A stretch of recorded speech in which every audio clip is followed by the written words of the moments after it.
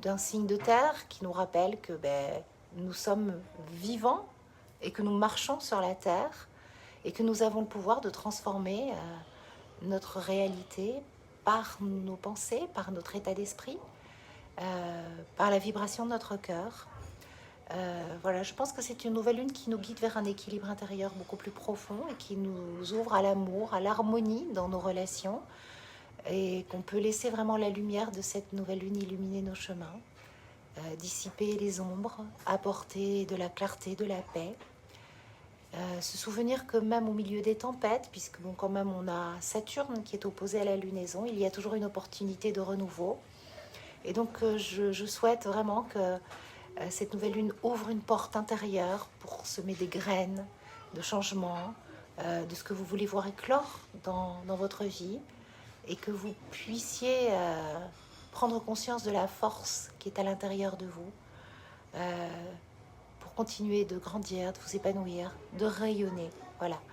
Je vous souhaite à tous et toutes une nouvelle lune remplie de lumière, de transformation, d'amour, que les étoiles vous guident, et puis que la paix soit votre compagne sur ce beau chemin d'évolution.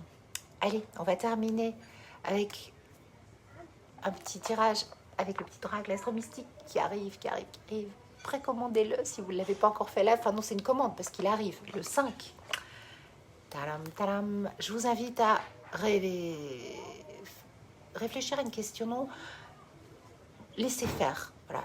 Quel est ce qui va naître en vous? Quelle est la réponse à votre question? Et on va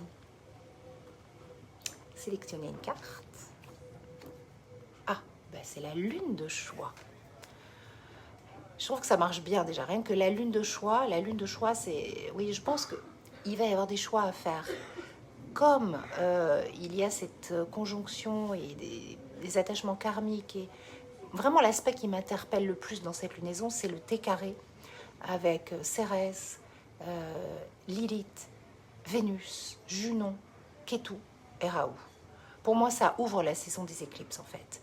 Et ça vient mettre fin à des relations toxiques, et particulièrement des amitiés ou des relations féminines toxiques. Voilà, ça c'est vraiment ce que je ressens.